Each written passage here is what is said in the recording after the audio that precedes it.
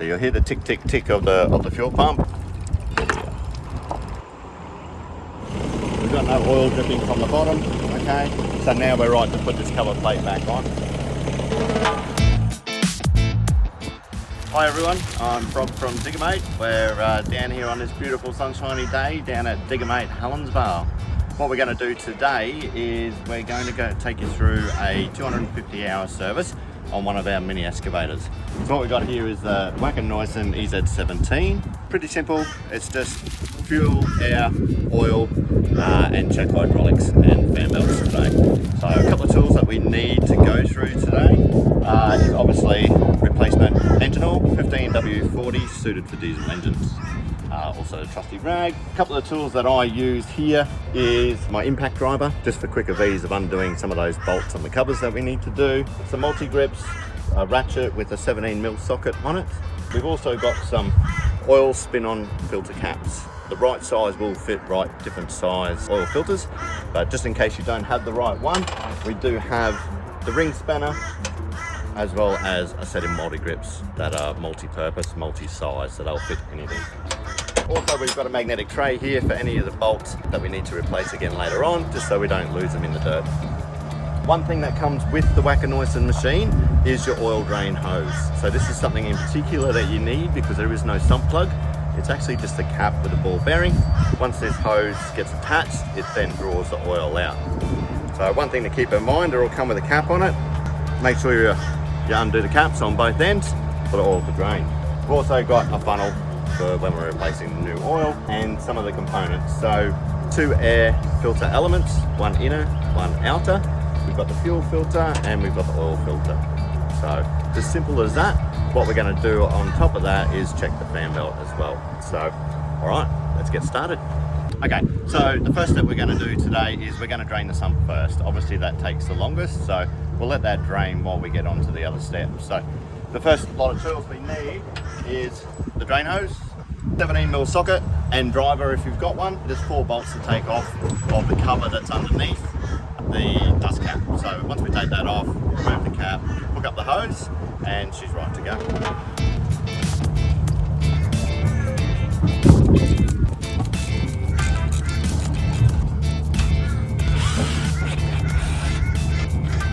There we have it. Up underneath that dust cover is where we've got the cap for the sump.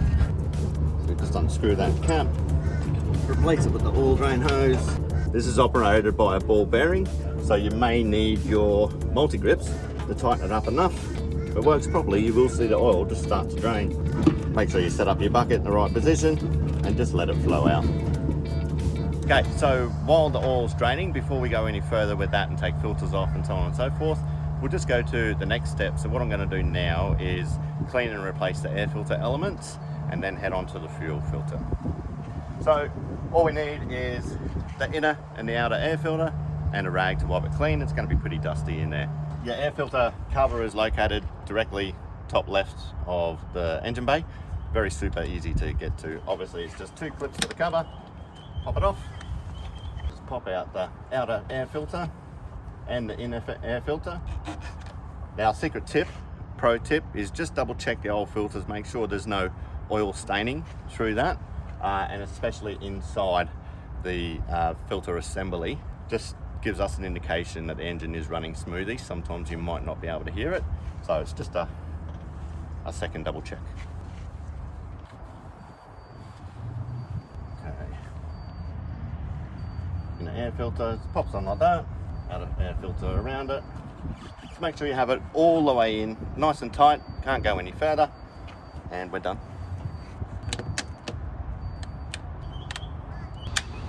Perfect. Okay, so next step is the fuel filter. So in the fuel line in this system, we have 2 water separators, okay? One that's in line off the pump where the fuel tap is, and the secondary, which is the main water separator as you see down here. This is the filter that we're going to be changing today. So the first thing we need to do is obviously turn the fuel off, all right? So once you'll notice a little red ring down the bottom of here. This is how this water separator works. Always be mindful that the ring is down here. Once it reaches up to the bottom of the filter there, we know that that's time to empty it. So that's how the water's separated in this one. And it's as simple as just undoing this ring here, emptying it out, pop it back on. To the main filter, what we can do now that we've got the fuel turned off, we can actually open this up. You may need your multi-grips for this one. Otherwise, it's just a matter of just undoing it. Let the fuel drain out. Once the bottom of the water separator bowl has just about fully emptied, what we can do now is the safety ring. We just undo that and we pop the filter out. So we're trying to take the bottom of the filter off. Sometimes that's really, really difficult to do while it's actually off the machine. So I'm actually going to pop it back on, tighten it back up a little bit so I've got some leverage to undo the bottom bowl. Make sure you have it in the right spot so it's always up fully. So I'll just tighten that back up. Use my rag, just crack that open. Okay, we're going to pop that off. That's that filter. So the brand new fuel filter will come directly from Wacker Neuson, and these are available in our service kits at diggermate.online through 100 through to 1,000 hour service kits. All right, so we'll start in reverse. Be mindful, these little tags on the top of the filter, they have a certain place to go up inside the mechanism here. So find the right spot so you can get it all the way up.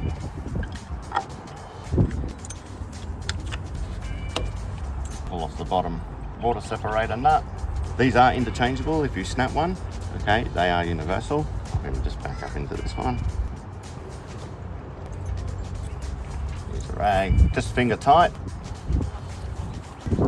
We're done. The last step we want to do is we want to turn the fuel back on just so we see it flow through and make sure there's no leaks.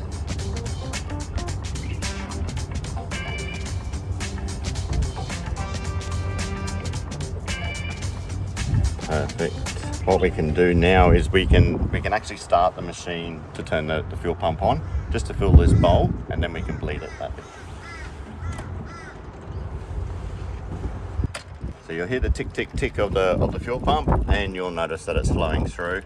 What we want to do when it gets full, I'm actually going to open it up and bleed it that little bit just to get any air bubbles that may have gone through the system. There we go.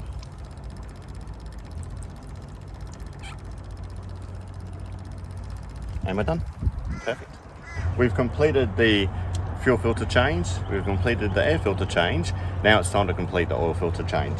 So while it's still draining, it's only got another minute or two left. There's not too much left in there, but I've got the new oil filter and the vice grip spinner.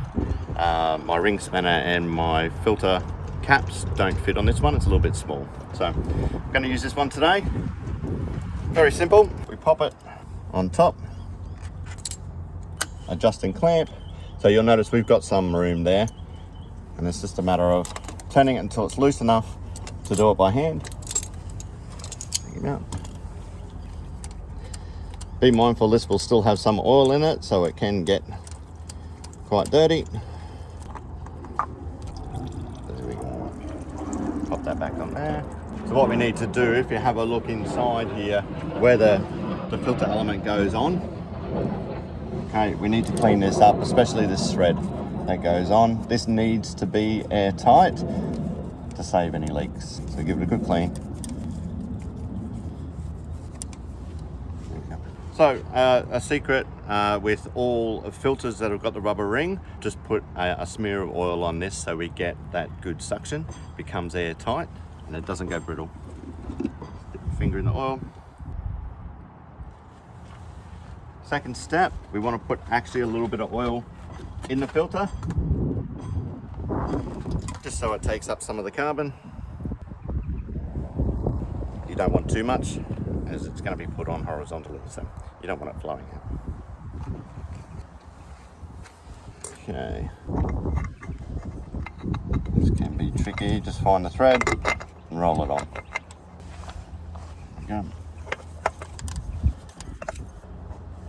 Right, the secret with these filters is hand tight is not good enough. So we want to go at least another quarter turn with a spinner or a filter cup socket, just to make sure that we have that true tight seal.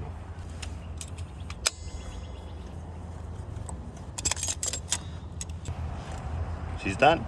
We're ready to refill. Once we're done, obviously the last step is to get this hose back off, put the sump cap back on. It only needs to be finger tight because we do have that ball bearing stopping any oil coming out. Now we're ready to refill. This is the challenge. So ideally, if you've got 5 litre cans of oil, then that's ideal. It's a little bit hard to have a 20 litre up on top of the machine, manhandling it yourself with a funnel. So what I'm actually doing is just replacing it with a new bucket. It takes sort of 4 to 5 litres worth of oil to fill the sump and the lines again. So approximately 4.5 litres. I'll get in there, that way we can check it. We need to top up, it's only a little bit more. So where you fill the oil, obviously in the top of the engine. So we pulled the seat forward. We're just going to undo the cap. Be mindful, obviously, where you put the cap, and make sure that you clean it before you put it back on.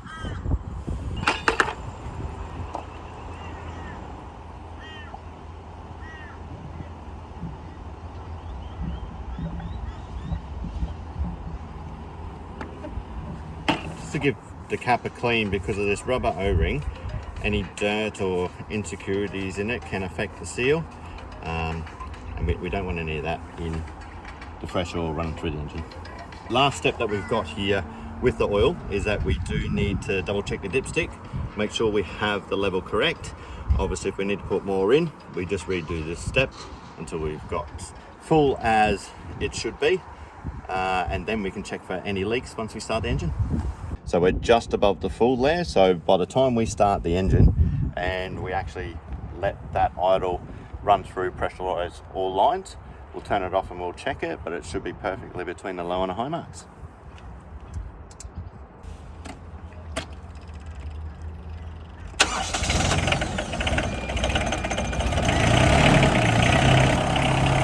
Okay, so obviously what we're looking for here is we're just going around everything that we've just touched today and making sure that there's no leaks. And the oil filter, the water separators, the fuel filter. Okay, so we let it run for a minute or so, let all that oil run through the engine as well, just on a very soft idle.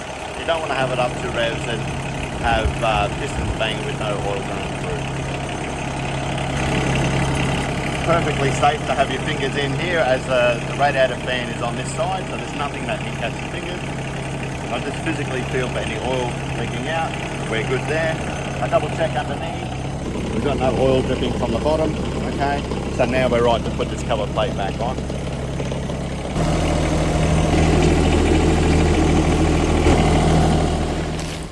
Okay, so everything else is done with this service that we need to do. The very last thing that we want to do, and we should do for every single service, is just double check the tension of the fan belt. If it needs replacing, we replace it.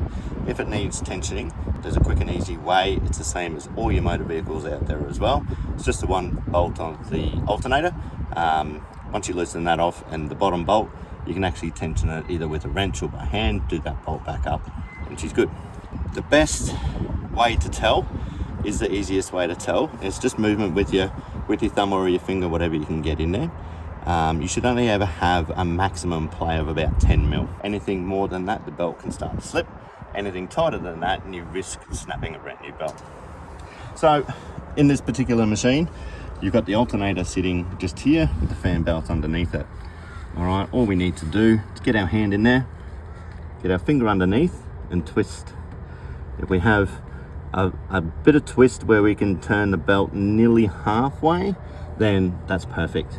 Anything less than that, maybe a little bit tight, not too bad, it will stretch. Anything looser than that, then we need to tighten it up a little bit. The way that we tighten it about those bolts I told you is through here we have the alternator tensioner. So it's a top bolt here and a top bolt underneath. We just need to crack those, don't take them out, just crack them, move the alternator a little bit further away to tension the belt, do them back up again, and you're done. So that's it for today. That's our service. So if you've got any questions, anything else that you need to know, please drop a comment at the bottom of the blog there. Also, like, subscribe, carry on, email, do whatever you want to do, filly dance around the yard, whatever you like to do. If you're looking for a service pack, we have 50 hours through to 1,000 hours service packs on Diggermate.online.